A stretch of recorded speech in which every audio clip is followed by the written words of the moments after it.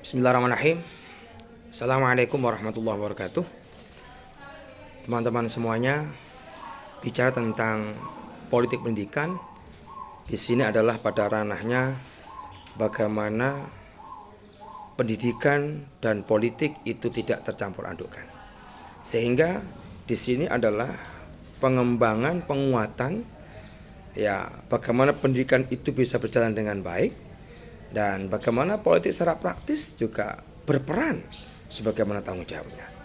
Maka mata kuliah politik pendidikan adalah mata kuliah yang kemudian membuka cakrawala, wawasan bagaimana cara mengembangkan pendidikan secara utuh. Ada beberapa persoalan, ada beberapa fenomena, ada beberapa hal yang penting di sini.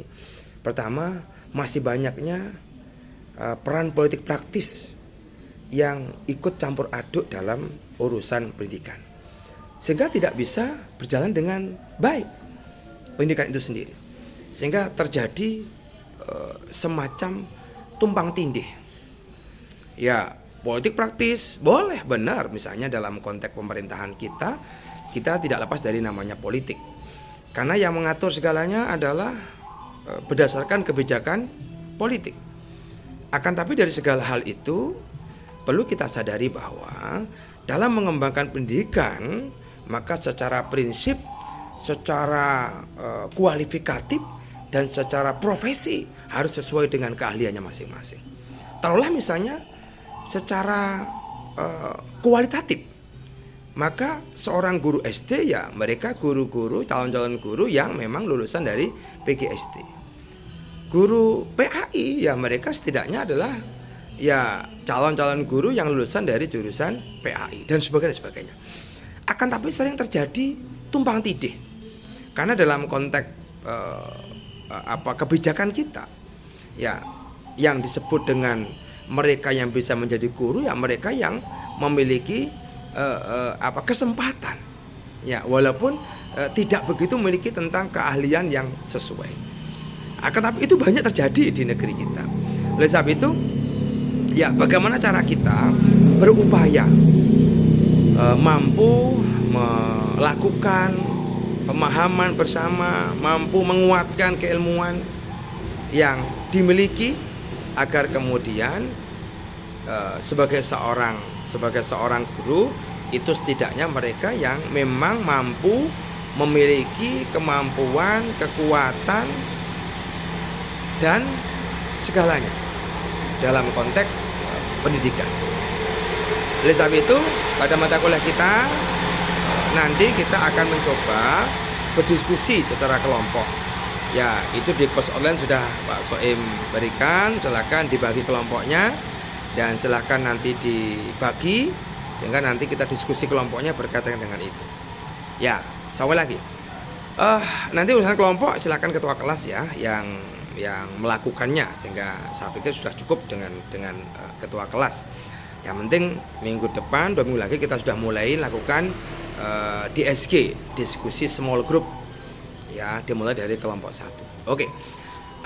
Banyak fenomena di negeri kita, misalnya adanya persoalan antara kualitas dan kuantitas. Taruhlah misalnya secara kualitas mampu tapi secara kuantitas sangat berkurang, atau sebaliknya, secara kuantitas tidak banyak memadai. Sekolah-sekolah yang ada di pelosok, sekolah yang ada di pinggiran, itu masih banyak guru-guru yang belum memiliki kualifikasi yang sesuai. Nah, belum lagi kemudian adanya persoalan yang dulu yang kita kenal dengan penguatan kurikulum. Kurikulum, kebijakan kurikulum pemerintah dari bergantian kurikulum sebagainya, yang CPSA, KBK, kemudian sampai sekarang ini kurikulum merdeka, dan nanti mungkin akan dirubah lagi menjadi kurikulum apa begitu. Apakah kurikulum yang berdasarkan dengan output? Mungkin aja, karena kebijakan pemerintah yang berkewenangan itu. Nah, makanya sekali lagi dalam konteks pendidikan yang berperan akan pendidikan itu meliputi dari pemerintah itu sendiri, kemudian dari orang tua, kemudian dari masyarakat atau lingkungan, dari guru itu sendiri, dan dari siswa tersendiri. Maka ini peran utama dalam kita mengembangkan pendidikan kita. hal yang harus kita perkuatkan, misalnya adanya otonomi daerah, ya kan, adanya kemudian sentralistik, desentralistik, ini menjadi persoalan juga. Sekalipun kita sudah berbentuk desentralisasi ya, kita sudah menjadi otonomi daerah, tapi masih ada juga ujian nasional. Ya walaupun kemudian tidak seperti dulu ujian nasional itu menjadi sangat dominan. Ya karena sekarang enggak. Ya karena ujian nasional itu sebagai barometer kita kelulusan secara nasional, akan tapi ketentuan-ketentuan tergantung kepada daerahnya masing-masing. Karena kurikulumnya berbeda.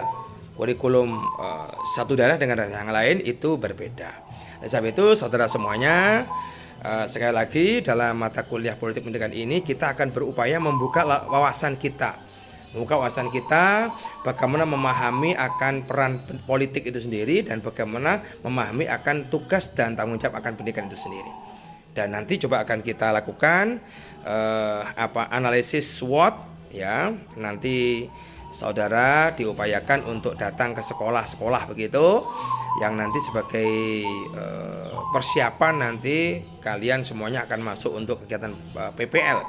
Nanti akan kita lakukan tugas SWOT, sehingga ini tugas individu.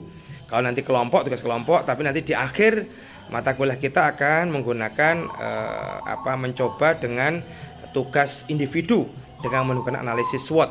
Ada strength, ada weakness, ada opportunity, ada threat ya. Jadi ada peluang, ada hambatan, kemudian ada kelemahan, ada kekuatan dan sebagainya.